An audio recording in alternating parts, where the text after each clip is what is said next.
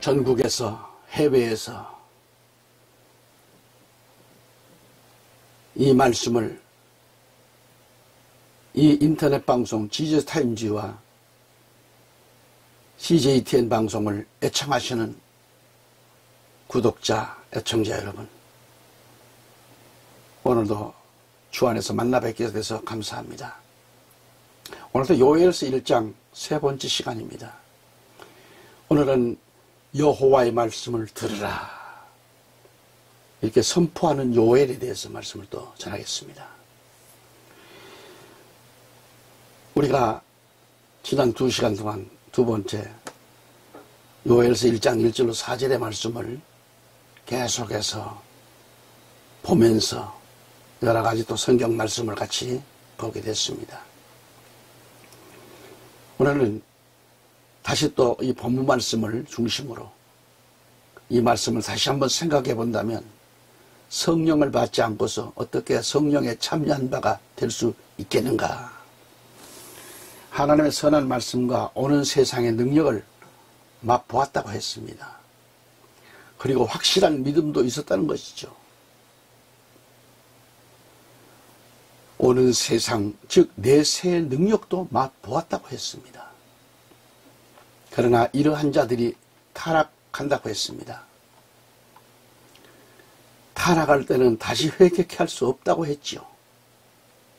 이는 자기가 하나님의 아들을 다시 십자가에 못 박아 공개적으로 조롱한다고 했습니다. 이는 다시는 회개케 할 수가 없고 깨우칠 수 없다는 것을 보여줬습니다. 마지막 때 제일 무서운 것은 뭘까요? 지난 시간에도 말씀드렸습니다만 배고픔 때문에 장작권, 이거 뭐가 이게 내게는 소용이 없습니다. 또 그 무서운 것은 영적인 교만입니다. 배고픔도 문제지만 영적인 교만도 얼마나 큰 문제입니까? 교만은 이 우주가 생기게 된 원인도 될 수 있어요. 마귀가 배출되게 된 최초의 죄악이 교만이었습니다. 우리는 교만해서는 안 되잖아요. 하나님, 주님을 섬기는 자가 교만해서는 안 되잖아요. 교만은 하나님이 아주 싫어하시는 겁니다. 마음의 교만은 자신을 죽이는 암병보다 무서운 거예요. 구약에서 종말에 이르기까지 교만하고 완악하고 강박한 자들은 하나님의 그런 미움의 대상이 되고 실어버림을 당하게 된다는 것입니다. 그게 바로 히브리서 3장 7절로 19절까지 내용을 쭉 참고하시기 바랍니다. 이 19절 말씀을 이 킹제임스로 보면은 이렇습니다. 그러므로 우리가 보건대 그들이 들어가지 못한 것은 믿음이 없었기 때문이라고 설명하고 있어요. 왜 들어가지 못했습니까?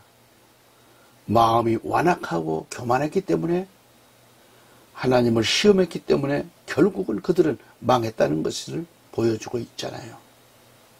역시 12절 말씀을 가서 보면은 형제들아 너희 중에 아무도 믿음 없는 악한 마음으로 살아계신 하나님에게 떨어지지 않도록 주의하라 그랬습니다.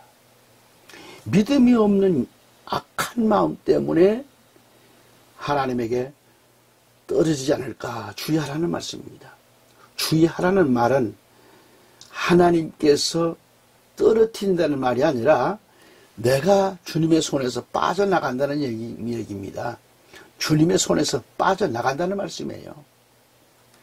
예를 들어 봅시다. 예를 들어서 말하면 어머니가 아이의 손을 꼭 잡고 있는데 아이가 어머니의 손에서 빠져나가려고 합니다.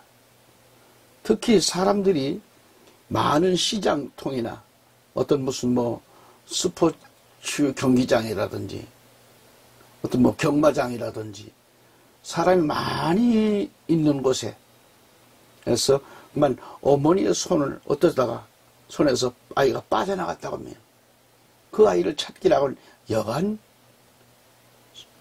여러분이 얼마나 어렵겠습니까? 쉽지 않은 일이죠. 또한 우리가 깊은 물에서 뱃노래를 하다가 끼고 있던 반지를 막 깊은 물에 반지를 잃었다고 생각합시다. 그 반지를 찾는다는 것은 막막할 거예요.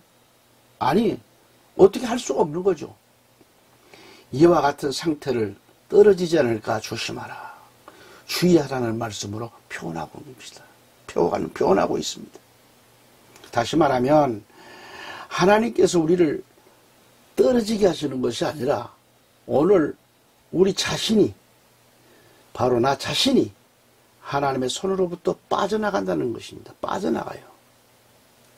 이런 핑계 저런 핑계, 세상 일로 인해서 믿음이 약해서. 여러분, 지남철을 아시죠? 이 지남철이 큰 것, 강한 것들을 보면 한번 달라붙은 쇠붙이는 흔들어도 안 떨어져요.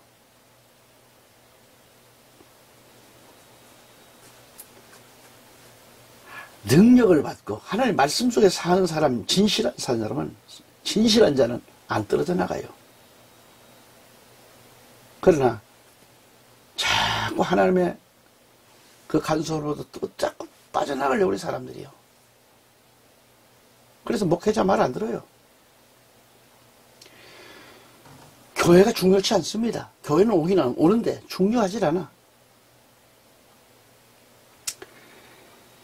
이러한 것들이 오기 전에 주의하라는 겁니다. 14절에 가보면 우리가 시작할 때에 확실한 것을 끝까지 견고히 잡으면, 그랬어요. 견고히, 끝까지 견고히 잡으면 그리스도와 함께 참여한 자가 되리라고 말씀했잖아요. 이 말씀에서 역시 우리가 시작할 때에 확실한 것은 뭐예요? 믿음을 말합니다. 예수 그리스도를 믿는 거예요. 예수로 시작했으면 끝까지 예수로 끝마치라는 뜻입니다. 우리가 시작할 때에 예수를 확신하는 것은 믿음의 확신입니다. 믿음이란 예수님만 찾으면 되는 거예요. 확실한 것을 우리가 시작할 때에 예수님을 잡는 거예요. 그래서 주님을 끝까지 견고히 붙잡으면 그리스도와 함께 참여한 자가 되리라고 했습니다. 킹제임스 성경을 보니까는 이는 우리가 처음의 확신을 끝까지 견고하게 붙들면 그리스도께 참여한 자가 되기 때문이라, 그렇게 말씀하잖아요. 마태복음 24장 13절에도 그렇게 말씀합니다. 그러나 끝까지 견디는 자는 구원을 받으리라 그랬어요. 우리는 어떠한 일이 있을지라도 세상에 미혹되면 안 됩니다. 아멘? 세상이 완악한 사람이 많다는 것은 바로 우리에게 책임이 있다는 것을 알아야 돼요. 사람들을 대할 때 이상하게 말을 한다든지 빈정된다든지 상대의 자존심을 상하게 하는 것은 그 마음이 완악하다는 것을, 완악하게 만드는 겁니다. 완악하게. 그리고 그 책임도 우리에게 있다는 말씀이에요. 그러한 마음을 품지 않도록 그러한 환경, 여건, 언어와 행동을 조심해야 하는 것입니다. 악한 세력들은 분위기 조성에 아주 능수능란합니다. 그래서 기회를 노리는데 환경과 여건과 언어와 행동에 있어서 그걸 그물로 삼고 우리를 노리고 있습니다. 마치 휘발유를 뿌리고 불을 피우기 직전에 있듯이 기회를 노리고 있는 것이 바로 마귀입니다. 우리는 마귀에게 기회를 주지 말아야 합니다.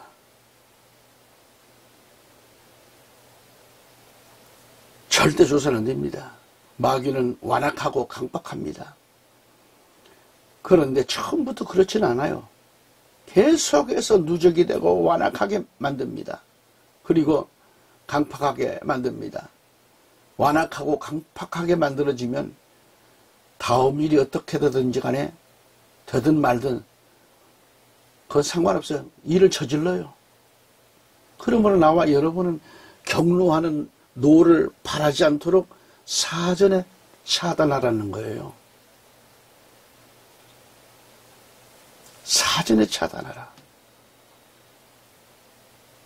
노를 바라지 않도록 차단하기 위해서는 영적으로 무장하고 충만하고 기도해서 협조를 구하고 마귀로 틈타지 못하게 탄탄한 신앙으로 만들어야 돼요.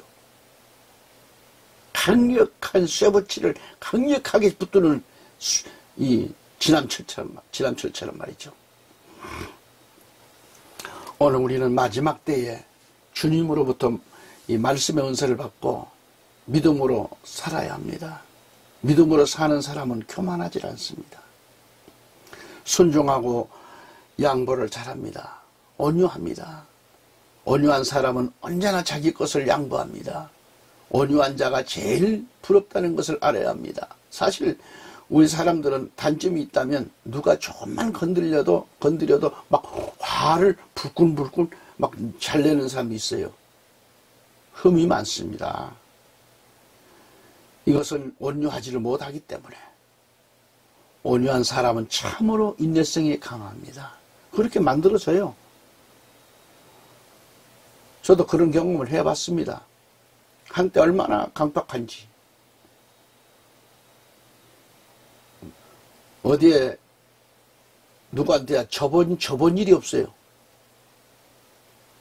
그런데 주님을 내 안에 모시고 나니까 오살리 순복음교회 가서 금식 기도를 하고 내려오니까는 길가에 풀 한 포기도 나무 하나도 전부가 하나님의 작품이요 아름답고 돌뿌리 하나라도 천국에서 보는 돌덩이처럼 그렇게 좋은 거예요.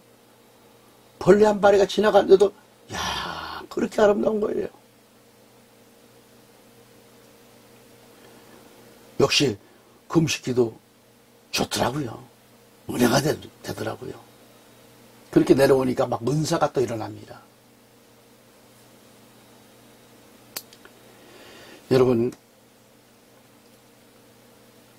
우리는 마지막 때 우리 하나님께로부터 말씀의 은사를 받아야 돼요. 믿음으로 살아야 돼요. 그리고 그만하지 말아야 돼요.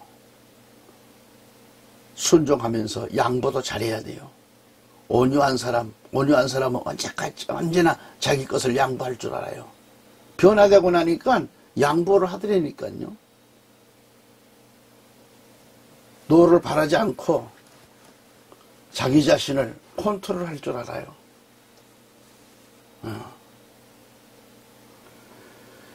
여러분, 온유한 자가 제일 부럽다는 것을 알아야 돼요. 사실 우리 사람들은 단점이 있다면 누가 조금만 건드려도 막 화를 내잖아요. 흠이 많잖아요. 그러므로 나와 여러분은 온유한 마음을 받아서 빼앗기지 않도록 기도해야 하겠습니다. 할렐루야. 온유한 사람은요 항상 양보할 줄 압니다. 양보를 해요. 그리고 희생하고 사랑하고 또 양보하고 또 희생하고 온유하고 온유의 본질은 성령이라고 했습니다. 이런 우리 목사님들 세미나를 가서 이렇게 제가 참석을 해보면 저는 이제 방송을 하기 때문에 카메라를 들고 가죠. 보면은 연세가 있음에도 불구하고 그 줄 서는 걸 못 참아요. 저는 늦게 먹으면 어때요? 저는 다 양보를 합니다. 막 밥그릇 가지고 앞으로 막 그걸 먼저 가져오려고 뛰어가는 거 없습니다. 옆에 새치기 하지 않습니다. 마을 편안하게 먹고 먼저 나보다 연세 있는 분은 앞에 먼저 가서 하시라고. 한국기독교 보수교단 협의회를 가면 우리 대표회장 그 사모님은 밤새 행사가 있는 날 전날 밤에 목사님과 같이 팔 걷어붙이고 그 많은 음식을 또 만들어 가지고 막 잡채다 뭐다 해서 구급거리고 생선 굽고 해가지고 100여 명이 넘는 분들을 다 점심식사 대접을 하는 겁니다. 뭐 다는 아니겠지만은 혹가다 그런 분이 계시더라고요. 못 참아요. 앞에 가서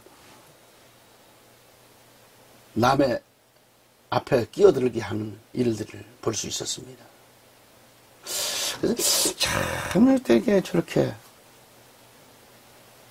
저분은 뭘 체험하지 못한 분 아닌가? 성령 안에서 사람이 맞는가? 거두절미하고 우리는 온유의 본질이신 성령에 충만하시기를 우리 주 예수 그리스도의 이름으로 축원합니다. 요엘서는 믿음이 있는 신자들에게는 희망과 기쁨과 능력의 말씀이 됩니다만, 그렇지만 믿음이 없는 자 사람들에게는 좌절과 어려움이 따르는 말씀이 됩니다.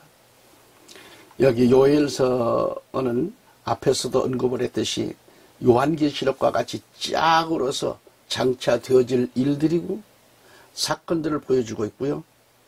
2절에서 늙은 자들아 하는 지도자나 오래된 신자들, 또한 목사나 장로, 권사를 가리키기도 하고요. 성경 전체를 찾아보면 처음 믿음을 가진 사람들이나 처음 태어난 신자들에게 있어서 또는 어린 생명들에게 있어서 하나님의 관심은 집중되어 있다는 것을 알 수 있습니다. 그래서 광야에서 실패하지 않는 자도 모두가 새로 난 자들임을 알 수 있고요.